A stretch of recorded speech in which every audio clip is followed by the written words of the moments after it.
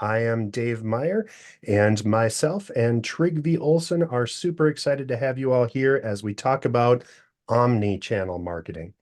Trygve, what do you know about omni-channel? Well, I know a lot about Omni channels. Here in Minneapolis, Omni was channel 8, so it was an independent channel for a long time. Then it became the Fox affiliate when in Um, the early 90s. That's what you mean, right?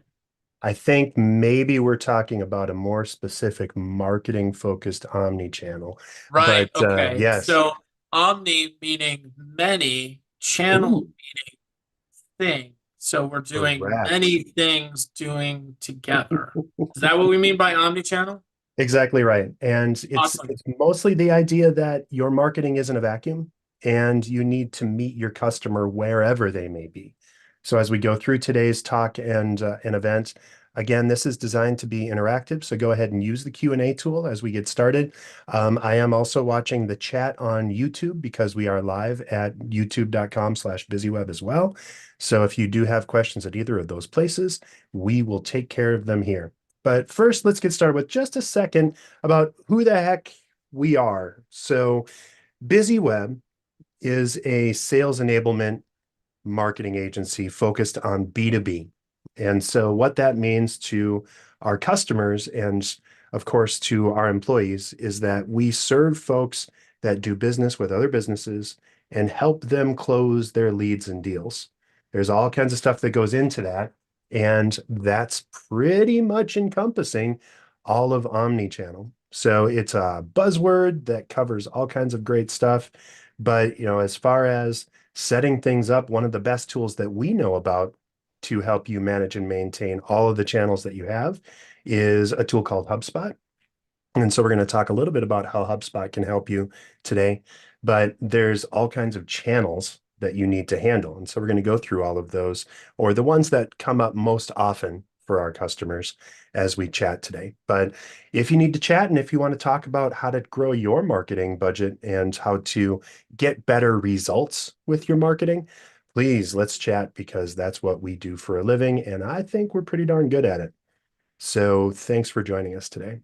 Let's get into our agenda for today. First, I think from the jump, Dave, I want to, yeah. we want to make these webinars as educational and helpful as possible. And because omni-channel marketing strategy is such a buzzword, Hmm. we're going to break it down into its parts to make it not such a big, giant, hairy thing.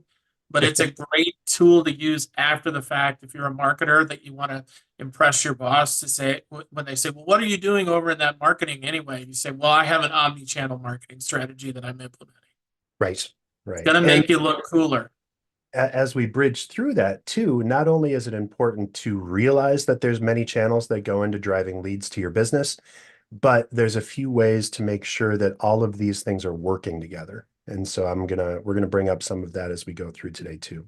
So that's kind of our agenda. First, we're going to go through the baselines with the audience, and then we're going to talk through some of our favorite omni-channel channels. And then we're going to show you how to create an overall strategy, measure success. And if we ideally will have questions during today's event too, but if not, we have a few softballs that are ready at the end and would love to have everyone here offer up something so that we can give you a better and more custom experience on what you're looking to learn today. As we have a ton of folks online today, so thank you all so very much Lots for of joining people. us. Welcome for coming. Yeah, so let's get started. What is omni-channel marketing? Well, we kind of covered this a little, but in general and in broad strokes, omni-channel marketing is just a buzzword for every single thing that touches or engages your customer. So as you look at this, it's important not to just get all caught up in, well, I have a website, so I'm good, or we're doing SEO, or we're doing advertising. You're doing lots of different things ideally, and all of them need to work together. Another buzzword that kind of works well with omni-channel marketing is sales enablement. And by that, I mean the art and the science of warming up leads by connecting and working together between sales and marketing. So I'd say traditional omni-channel marketing, as it's spelled out, in most textbooks, or if you're just Googling around, it's just everything that goes into your marketing. We want to go one step further and look at not only is how are your leads coming to you and how are you generating that interest in traffic, but what do you do with them after that? So one of your channels is your CRM. It's your sales. It's your one-on-one sales emails after you connect. So I want to make sure that we cover all of that today. I think that the other thing to keep in mind when we're talking about omni-channel marketing, Dave, is that it, there's positives and negatives when it comes to this. And so any sort of marketing channel that you have, you should really try and feed as much as possible, because usually in the first step of the process, people are going to evaluate you by looking at things like, when was the last time you posted a blog? Mm-hmm. Or you have Twitter or X or whatever the heck it's called now. When was the last time you updated it? Right, And at that point in the selling process, they are looking for reasons not to buy from you. And so an abandoned channel is often to your detriment. So right. it's important to figure out what are the things that work for you, for your business, for your customers, and then make sure you're cultivating them and not necessarily worrying about anything else. Right, exactly. So as we look at this, then of course you need to understand who you're marketing to before you engage across all of these channels. So as we look at that, we like to focus first on personas, or who your best customer is. We've got an entire webinar in the can. If you go to youtube.com/busyweb and go through, we have an entire webinar on personas, how to build them and the tools to use. But in general, what you're looking for is for probably the two or three different classes of customers that you have. And by that, I mean, are there decision makers? Are there executives? Are there line folks that are interacting with your product or service at the closest level? So you can kind of think of this as, how much or how closely do I connect with each of these people? And you should have a persona for each of those. So, like, we have a persona for Millie Marketer, who is a marketing person. Actually, this is Marissa in this case. I think I took this from a different client, but um, for Marissa in this case, what does Marissa really need? She's a marketing manager, and so she's trying to make marketing decisions based on what her job is. And so her job is probably a little bit closer than CEO Charlie, who is looking at making the big ROI decisions behind their marketing. And for your business, it's probably completely different. You might have for manufacturing, you're probably going to have engineers versus installers or tacticians, or again, the buyers or the folks in the supply chain that you're trying to engage. So figuring out what level those people are, putting them into buckets, and then giving them the tools that they need to be successful.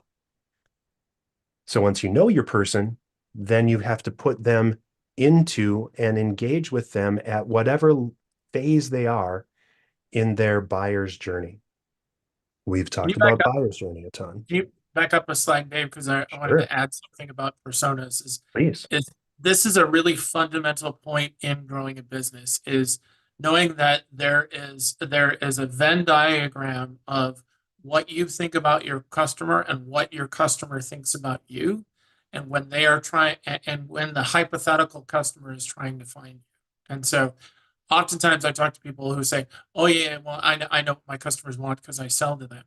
And my response is, "Well, do you though?" Because you got to get into what are they really looking for in a solution, which you may be that solution, but that also couples with a level of service, and that Right. also couples with a rate of return. And so doing the persona work and really figuring out, if somebody doesn't know me, how are they going to find me? What kind of questions are they going to ask? What kind of frustrations and emotional issues are they having with the problem I can solve?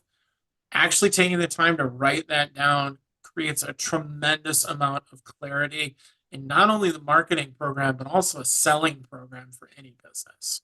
Absolutely. And I think it's important to make the distinction that you are not necessarily your customer. So if you hate email and you never want to send another email again, or if you despise Google Ads and you don't ever want to see an ad, or you hate people that click on ads, your customer might enjoy those or might use those. So you have to test and measure and not make assumptions based on your personal preferences. Just because you don't like it does not necessarily mean that you need to ignore it. You know, if websites aren't important to you or you can't see a reason behind it, your customer is using your website in your buyer's journey to verify if you're a trustworthy enough source to work with. So you need to pay attention to these things, even if you're not necessarily inclined to care.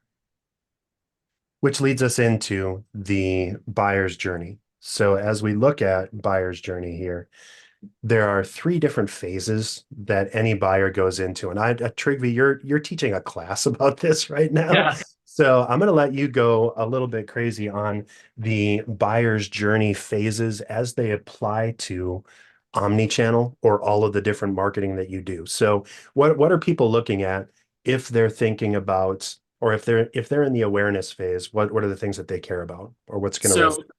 So thank you, Dave. The awareness phase is what happens when somebody's just coming to the realization and grips that they have a problem that needs solved.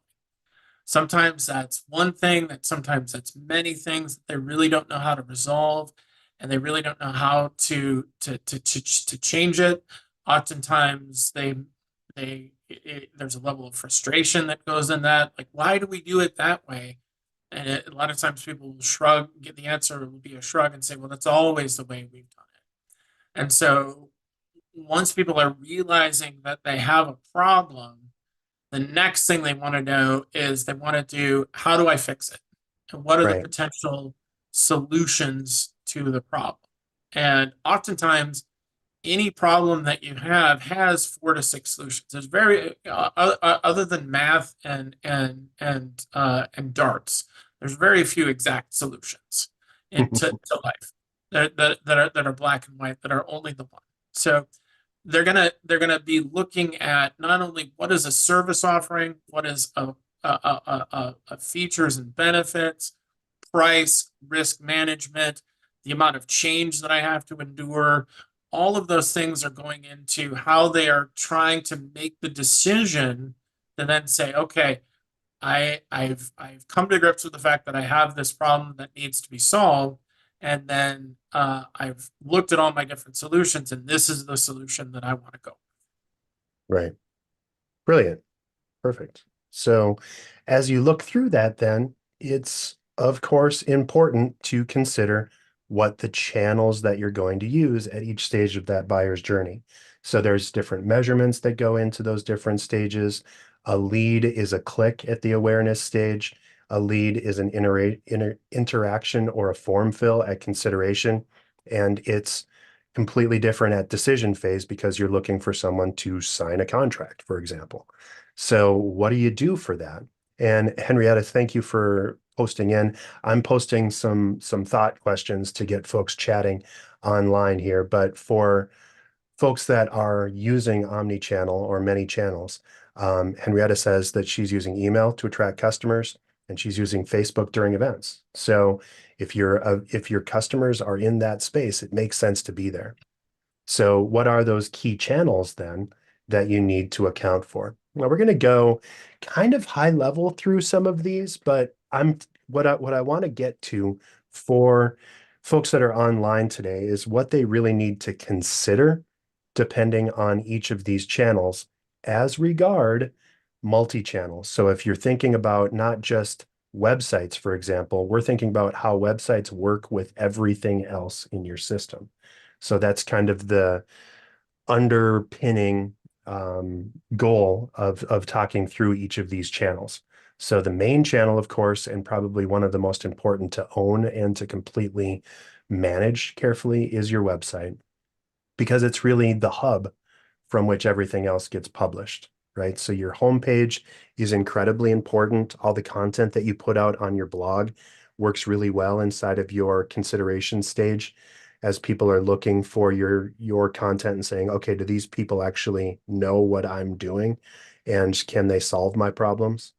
The About Us section, just kind of as a catch-all, should be not only well tended to engage people that are looking, but it's the second most important web page on any given website as far as Google's concerned, because that's like another directory of everything that you do.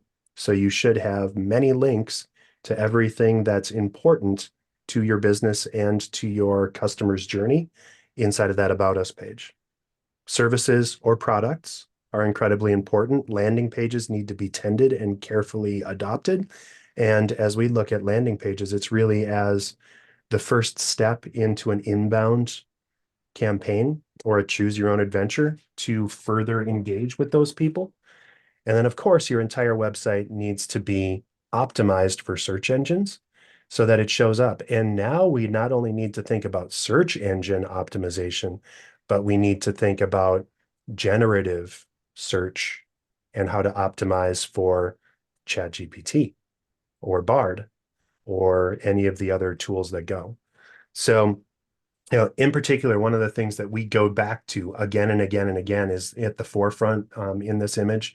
This is part of our growth-driven design process, the establish, optimize, and expand phases, where we try to take the path of the customer into account.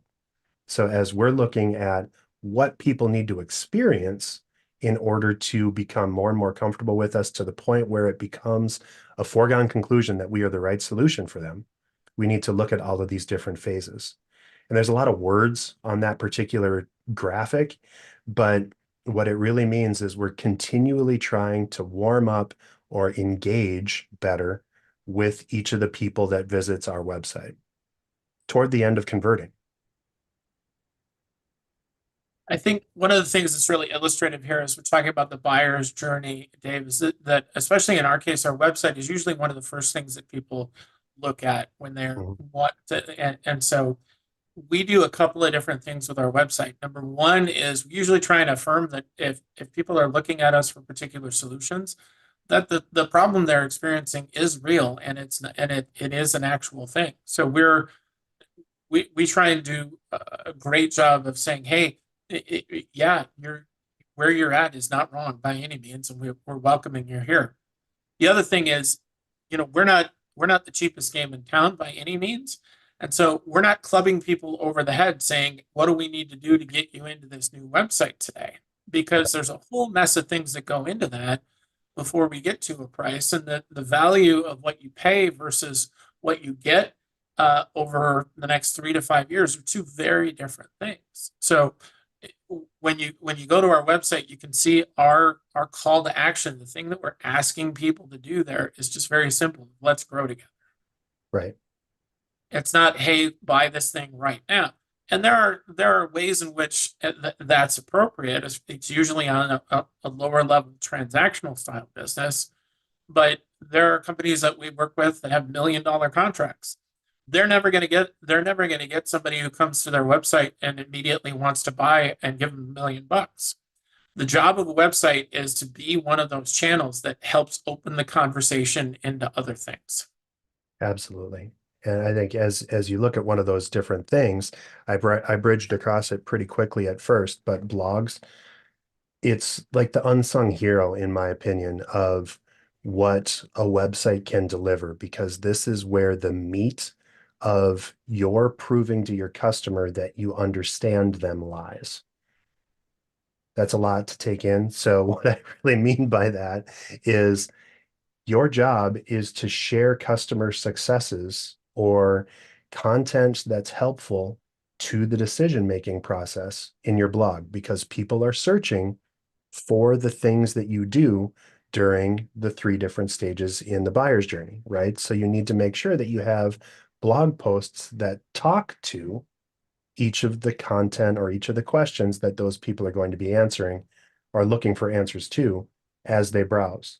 So you can see this is the BusyWeb homepage or the homepage of our blog site, but how to adapt your content for search generative experience. So big blog post at our homepage. What's the benefit of HubSpot, the CMS website builder? And then we have all these topics available right at the top because we're trying to connect with people regardless of where they are in their buyer's journey.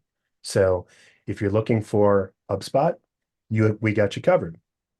If you're looking for email marketing or content or even pay-per-click, here's what you need to know. And we list all of the things that are relevant to that experience inside of there.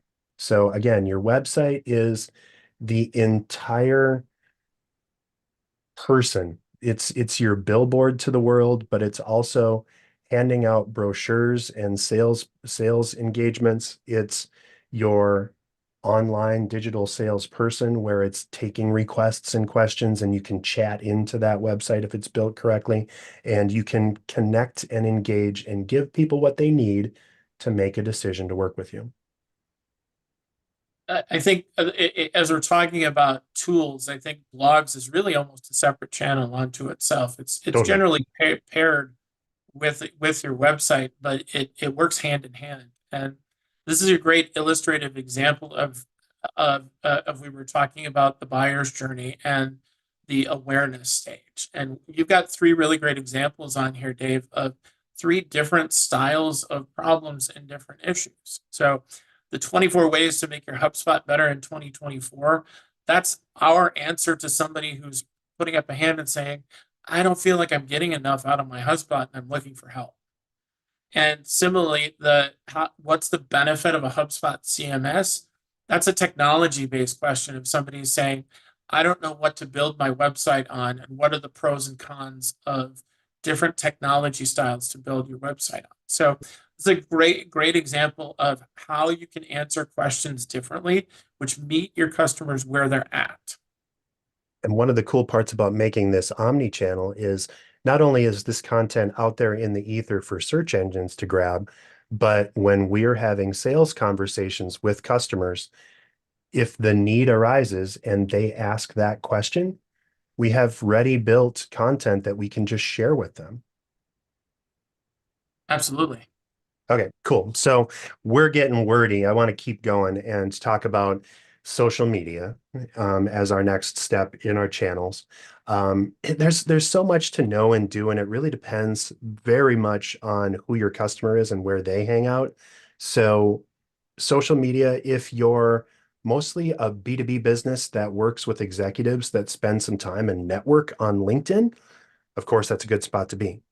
If they tend to be more chatty or connected, I'm going to lump all of the other Twitter-like tools like Threads and Mastodon and Bluesky or Blue Sky in with Twitter and X. But any of those chat-based tools where people are going stream of consciousness and typing is a space that you should consider engaging because that lets you connect. Twitter, a lot of people have said Twitter's dead, especially a lot more since Musk has taken over and changed everything up. But I just spent like a week ago, I spent a full hour with a Twitter chat on the USA Manufacturing Hour. And there were several dozen people that I was engaging with that were probably pretty good prospects, or at least knew the people that I need to engage with. And so it's still there, and you need to be able to play with it in order to know if it's going to work. Mike asks, what's your thoughts of marketing socially on Facebook? And that's a great question. I think it comes down to who you're trying to reach. So if you're trying to reach people that are of like mid parenting age, I'd say that's probably still a pretty good spot to hang out because people are sharing Facebook with their parents and their friends. I'd say for people kind of in their upper 30s to, 60s or 70s when their grandparents checking in, that's a good spot to connect.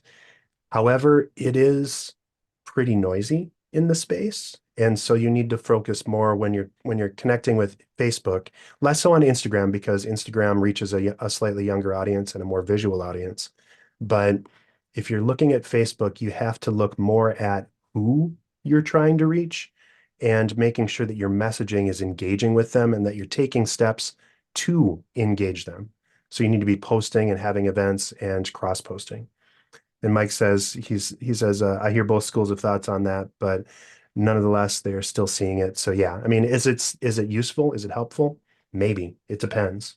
Yeah, you I really think have to. of I give a I think maybe an answer in concert, but maybe is a little different. I think the important thing is to try and think about what are your expectations from each channel that you're on. Hmm. And Facebook is a great example of that because oftentimes in the B2B world, you're selling something that is multisyllabic and is at least five figures. And is that something that really is somebody going to have a transaction based on something that they see on a social channel? And I would Hmm. say the answer to that is more than likely no. But what my response is what we call the Tommy Boy correlation. So you remember the movie Tommy Boy? There's this great scene at the end where he ties all these hot dogs to himself and he's on TV and he's threatening to blow something up. He's not really because it's hot dogs. And then one of his customers is sitting there with his wife and he says, "Oh yeah, I buy brake pads from that guy." That's the kind of value you can get from social media. Is it's a continued affirmation that you're still out there and you're still productive and helpful, so that if somebody's considering you, it's just one little more gumball drop that says, "Oh yeah, they're helping me," or "Oh yeah, they did help me." Right. So that, and there's also some some SEO value to that as well. But I think to answer Mike's question, it's a great it's a great value proposition if you're realistic. Right. Right. And yeah, Mike went one level further. First to say that he's a huge fan of Tommy Boy, so great reference. But Yeah, also, are the messages different between LinkedIn, Twitter, Facebook, and all the others? And of course they are, abs- right? absolutely. So yeah, you have to engage the way that you wanted it to. I mean, you can see our LinkedIn page is very business-like, and it has posts. We do engagement, we connect, we congratulate, we thank on LinkedIn for people that are in our network. But at the same time, TikTok, very playful, very, kind of, we just connect and we goof around and we take, some of our best hits from our YouTubes over the years, or we just do fun stuff once in a while. We don't use it enough, honestly, because I think it is pretty fun. But as we're trying to find the right people, you can see if you follow BusyWeb on Twitter, we did 18 tweets over the course of an hour for a Twitter chat on how to use AI for marketing, right? So it's all dependent on what's the best use or what people expect inside of that network. All right, so you got your socials. You also need to think about where you're connecting and where you're absolutely positive that you're commanding eyeballs. And so if you're looking at and you're doing SEO, and search engine optimization is the art of getting found when people are searching, this is the art of making sure that you show up with the right message at the right time with the right people. You don't have to have a massive spend in advertising in order to get a great result, but you have to think about this as it's kind of like, I don't want to say sniper because I think that's a little bit too militaristic, but you're trying to pick and choose exact people. It's the difference between farming and throwing out seeds to grabbing a pot and planting it. Here, that's a gentler, kinder thing instead of saying you're a sniper picking off people in a crowd, right? So Wow, you got aggressive there. there you go. See, so I want to back away from that. But all of these things, if people are hanging out on YouTube, if they're hanging out on TikTok, if they're hanging out on LinkedIn, or of course just searching in Google, you want to make sure that you're there at the right time. And this is easy if you're thinking about something that's very B2C or retail. Like if you're a restaurant, you should be advertising at around 10 a.m. for the lunch rush or at around 3 p.m. for dinner. You need to think about what phases people are in their buyer's journey and what times they're going to search. Sometimes, if you're trying to reach people that are, for example, engineers or executives, those people don't have time for research or for looking at things except for before office hours. So having an ad campaign that runs from 6:30 a.m. to 8:30 a.m. might be the best time to reach those people as they're searching for your solution. You need to test and measure and check it out. So we're in paid. Now let's talk about the workhorse of all marketing, and that is email. Email's maligned a lot because people don't use it all that artfully, I think. Newsletters, campaigns, content that you send out should be designed to engage the person that you're targeting. Where email gets a bad rap is if you're just sending out crap because you think you should. The difference between a spam email and a helpful and engaging email is simply if it answers the need that your customer has. You get emails a lot more than the spam that you identify. The spam is the stuff that you don't want. The helpful emails are the stuff that you do. So you need to make sure that you're delivering content that is what your customers are looking for. And again, it's not just the marketing emails or the newsletters that you would send out on a MailChimp or something like that. It's the one-to-one sales emails that you're sending. It's by inbound engagement, I mean, it's the connections and the follow-ups that you're making along the choose your own adventure paths to give people what they're looking for. Trivy, what do you think about best ways to connect and grab people's content I or think attention? I think email is great, but it's almost universally done poorly in this day and Yeah, age. And so I put in the chat pane the standard script that you see all the time, which is something to the extent of, "Hey, first name, quick question. I solved this problem for people. Do you have it? If so, can we talk?" And then a lot of times their follow up is kind of aggressive and pushy. Well, Dave, you didn't answer me the first time, so I'm putting it at the top of your email. Well, right, I didn't answer you because you didn't diagnose my problem. You right. just assumed that I had the problem. You didn't even Mhm. ask if I had the problem. You just assumed that I did. And I think I get this email script, I don't know, 4 or 5 times a week. I'm sure you probably get it 10 or 12, Easily. Dave. Yep. And it's all universally bad. So the value in email comes because everybody almost universally has email. So your customers and your prospects are using email, but it is incredibly noisy. Mhm. And the easiest way to break through is to couple it with other things like sharing a blog post of value or following up on a meeting and just giving people a certain expectation of the level of service that they're going to get from working with you. And so things like, people say, well, I don't really need to do it. Nobody ever reads any newsletters. Well, that's not entirely true. A newsletter isn't just what did we do in the last month. It's here are some things of value that you might find helpful that I'm sharing with you. And same with campaigns. As a campaign is usually a multi-headed thing that has a number of different parts, all of which is trying to get back to that original awareness and consideration decision stages of answering the question, are we a good fit for us to work together? Right. And a lot of times the answer is no. The book would tell you that of 100% of your prospecting base, only 10% are actively looking for a solution. The other 90 aren't. And so the value in marketing comes when you're dealing with those 90 to get to the point where they're not even going to consider an answer when they get to the 10, they're just going to call you. Right. And so email is one of those things that I encourage people to be genuine, be honest. If you have to write more than 3 sentences, pick up the phone and really try and use it as a relationship development tool. And I agree completely. I mean, the more relevant you are to your customer and helping them solve, the more likely your email is to be welcome. And that kind of leads us into our next part, which is ways to engage and to connect on more of a one-to-one basis. So event marketing or webinars for the, post Zoom age is, it's just a great way to have a virtual trade show and have people show up and engage and connect.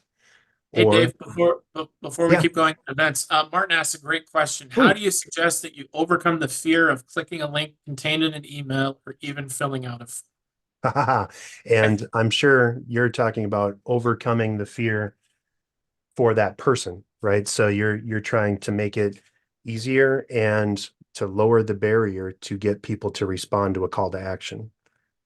Yeah, I think there's a So, couple of different ways to answer this. Is mhm, if I get an email from Martin, A, the question is, do I know him? And then B, what is he really asking me to do? And right. how much information am I giving if I click on something? Well, if I feel like there's enough of a persuasive case to be made, I might click on something. But if things go haywire or my browser starts going blank or something like that, I'm just going to shut it down and then I'm going to delete the email. So Mhm, that the fear is certainly real. Or even filling out a form, building forms is an art form because you need in any sales process, you need a certain amount of information, but you also don't want to overclub and ask for too much. So, right. my feeling is if I'm filling out a form, I'm going to give 1 to 2 pieces of personal information that are not damaging. So Mhm, I'll give people like my phone number or my email, but not my social security number, my credit card number, or right. anything like that. uh, but at least something that somebody can start a conversation with me, because that's really what form filling is it's throwing up a hand and saying, I want to talk a little bit more. Right. So And this, the converse of that is if you're the marketer trying to build these things out, well, you need to be mindful of the fact that people don't want to do these things and people have that fear. So asking for providing more value than necessary to get them to do a little thing is usually the best course of action. What do you think, Dave? I agree. And I think it's important to match the utility of the offer with the request. So you can ask a whole lot more questions if you're giving away a car than you can if you're offering them a free webinar, right? So you can't ask too deep of questions on a low value trade. So make sure that you're giving them enough so that they want to trade, but also that you're sharing what's in it for them inside of this. On the screen right now is actually a preview of the email that everyone that is attending this Zoom webinar and that registered is going to get after the event is done. It has thank you for attending our Creating an Omnichannel Strategy webinar, and then there's a bunch of resources to help you follow up.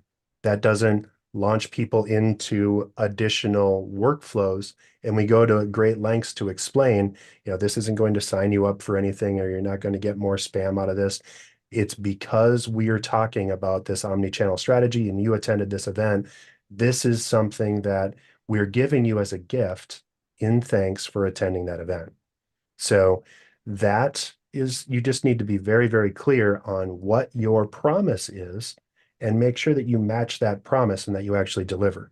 So if we were to say, we guarantee we're not going to spam you or send you out a bunch of stuff, and then you get 9 emails and 6 texts from us in the next day, you know, Too big much. strike against us. Yeah. And I do actually, I think when we talked about email just a second ago, but SMS messaging or text messaging is an even more urgent version of email marketing. You're delivering people something. And especially, business to business companies don't generally use SMS a lot, but you see it a lot, like Amazon or other retailers send a lot of stuff. I will unsubscribe every day of the week if it doesn't match my need. But if every time I get an SMS, it's something helpful or useful, then I'm more likely to stay subscribed. But if you wouldn't send it in an SMS, you probably shouldn't send it in an email.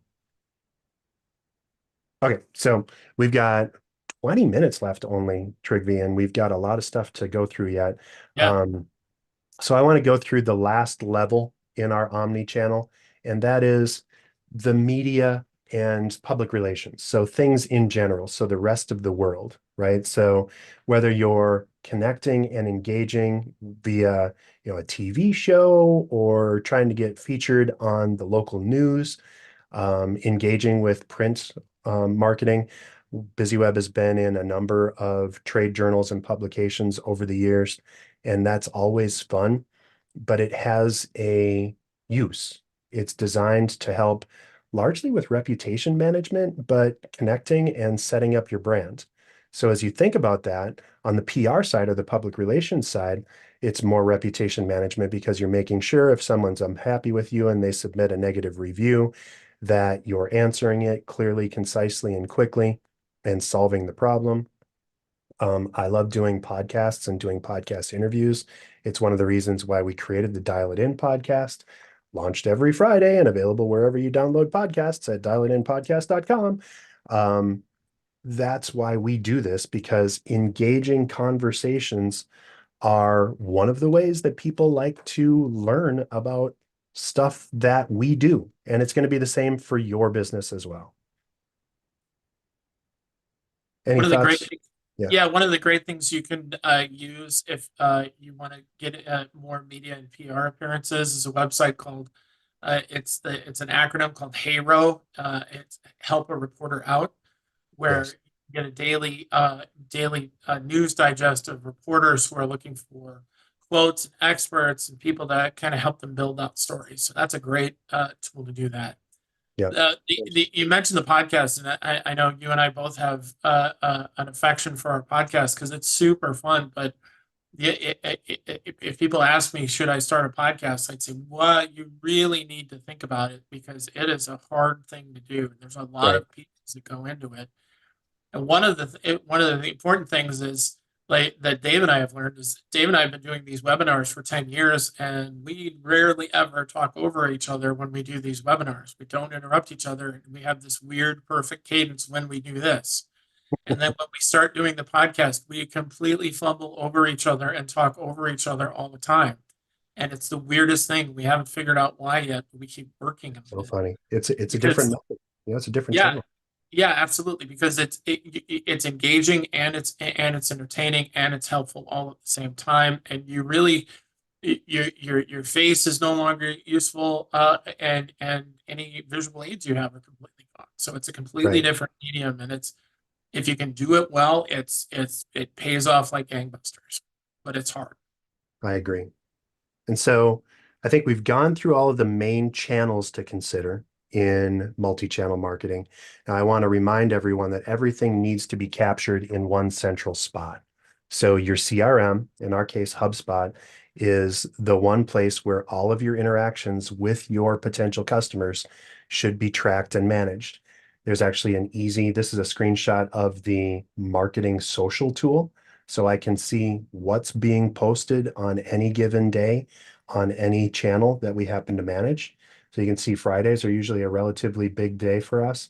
And there's 7 more things other than the 3 that you saw here that we posted on the second. We've got some support things that went out today to drive people to this webinar. And we've got all kinds of stuff coming up. Having a tool like HubSpot can help you track it and keep it all in one spot. So given that we're running a little bit short on time, I'm going to skip ahead inside of strategy and just kind of talk about how to set that omni-channel plan. So what I mean by an omni-channel plan is that you really need to think about how all of this stuff works together. I'm a big fan of whiteboarding.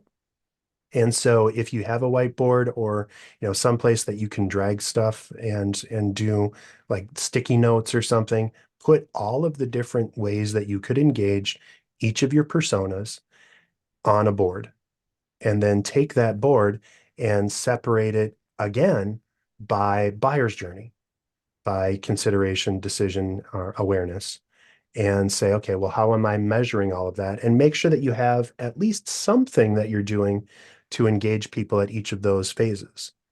You're going to look for your key metrics. Those are click-through rates. Those are actions. Those are the things that you want people to do. And then you want to look at your data to make sure that everything's working together. There is a really handy marketing timeline template that's available in Google Workspace.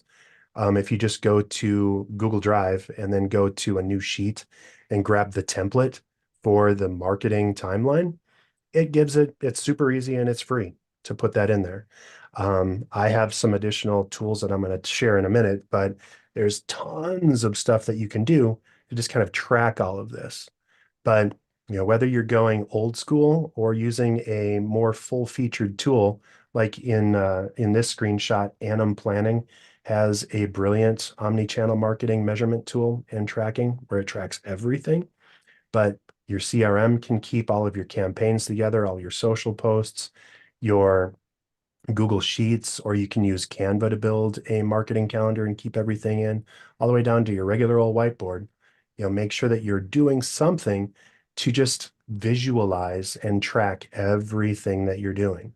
Because if you're super heavy on one part, but you don't do anything at probably the most important closing section, you're going to miss it. It's one of our favorite anecdotes through the years. We built a website that was a tremendous lead generation engine that we were helping with marketing on. And our client was upset with us at the end of it because they said, I'm not closing any leads. We asked them what Well, they were you're kind doing. of burying that. We got fired because they weren't closing Yeah, any leads. We were yeah, giving them well, leads hand over fist, and they exactly couldn't right. close one. We agreed that we wanted at least 15 and we were giving them like close to 40 a month. And they were all exactly what they were asking for, but they said none of them have closed and we need to quit. And then finally, as they were walking out the door, it's like, okay, well, what are you doing with them? It's like, well, we're mailing them a brochure.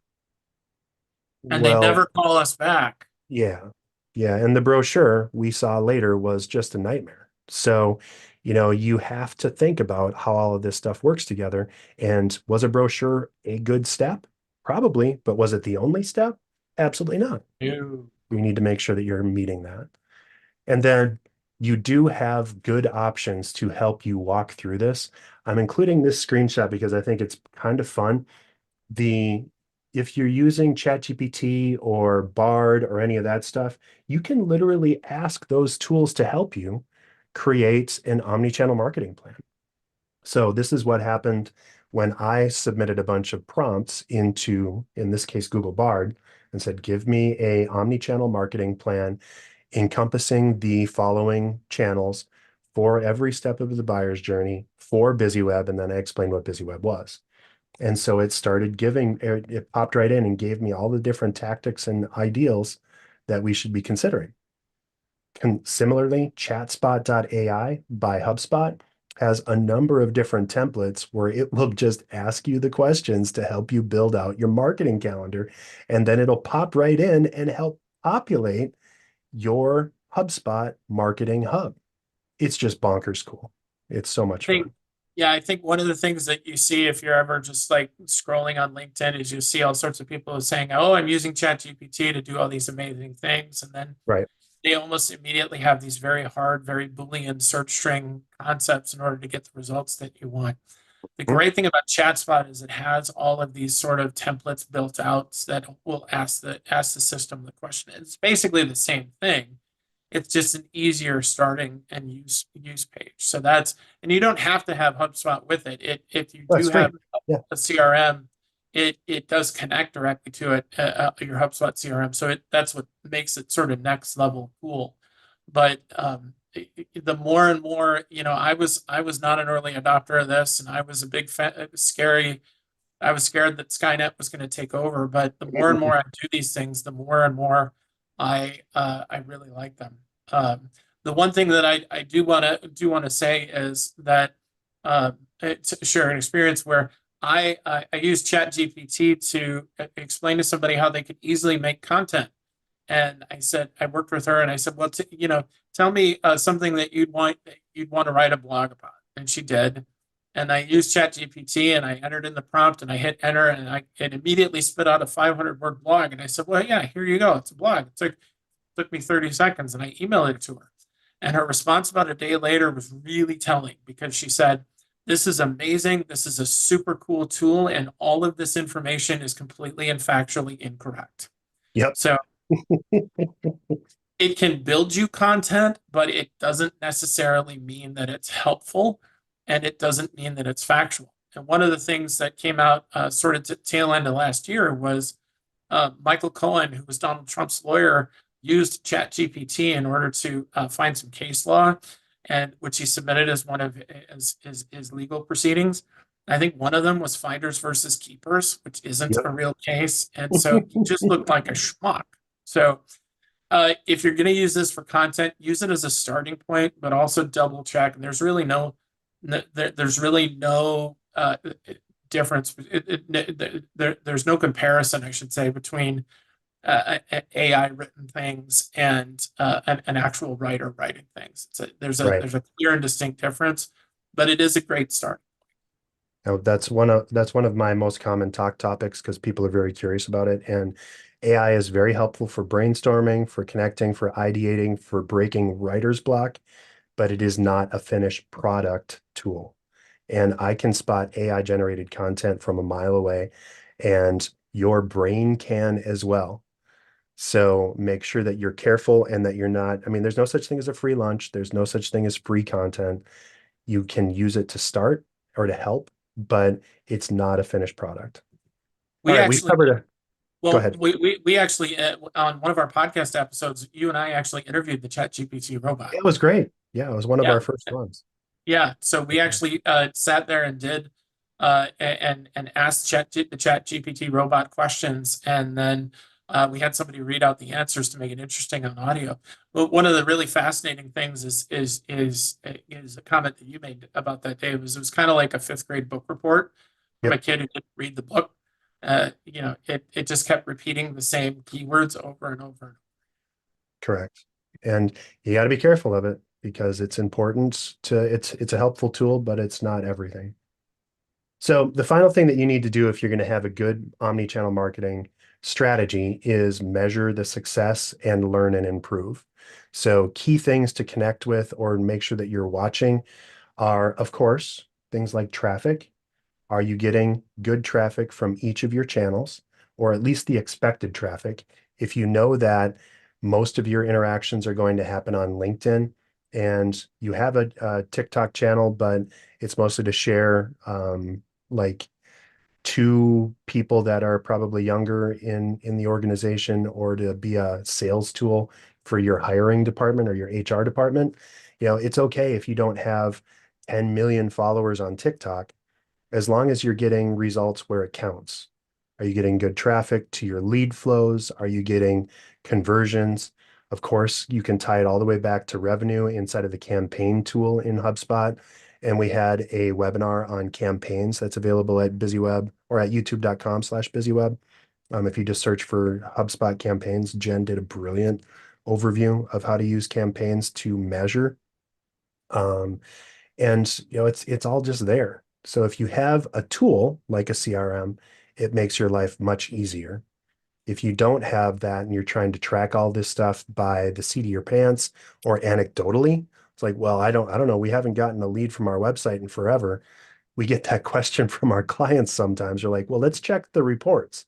Like, well, it actually looks like you got 736 potential good leads that you didn't pick up the phone and call. So what's fallen down? So measurement equals success. And if you're not measuring, you're not marketing. So make sure that you're going back to that. Yeah. So let's go in. I want to take some time for Q&A. And before everybody starts jumping, I want to give you just a note. Everyone that's subscribed or registered today is going to get the Manage Marketing with HubSpot ebook. And again, feel free to click on that link. It's not going to result in an avalanche of stuff, but it gives you an overview on how to use HubSpot for this stuff. And then remember, if you want a sales masterclass, our very own pipeline generation bootcamp / HubSpot Academy professor, Trygve Olsen, is going to be walking through how to build a great selling and lead generation strategy. That's me. That's you on March I 6th. I So make can't sure wait that to you're find out rolling what up. I'm going to say, Dave. Right? Me either. It's going to be brilliant. Trygve actually just came to us today from his pipeline generation bootcamp. How many people are on that class, Trygve? 161 in 12 different time zones around the world. I had somebody in Egypt who was on. And as we're recording this, I know that you're watching this later. Dave and I are recording this from 11 to 12 a.m. our time. So having somebody who's up at 10 o'clock at night to listening to me is listening to me talk is very humbling indeed. Yes. Yes, but he's going to be talking about selling, so make sure that you show up there. Last moment for questions. What do you have? And if were there any things that surprised you or that you would add? Any channels that we didn't talk about that you want us to weigh in on would be great too. I think there's always another channel around the Right. corner, and there's always somebody who's going to give you a different answer on what channels you should be on. And, oh, you should do this thing. And, oh, you should do this thing. At the end of the day, though, I think that what we tried to advocate for here, Dave, is a pretty simple formula of where are your customers? And uh, that's where you should be. And yeah, there are all sorts of different things, and there are all sorts of different tools that you can use, and you can get off into the ether of tools that are things like Reddit or Truth Mhm. Social or Discord. Right. Yeah, there are a lot of people there, but are your customers there? And if they're not, then you really need to, if you build an extra channel, you gotta feed it. And if you don't feed it, then that's going to cause you some sunk cost loss. 100%. Just for a quick note for programming for folks that are attending live with us here, I'm going to stop the broadcast and then I'm going to show around a little bit behind the scenes in after hours. So if you'd like to hang on and I'll show you a little bit about how we do this stuff, right at the top of the hour here. So I'm going to actually, I think we're all good with content. Yeah, I And think so. so I'm going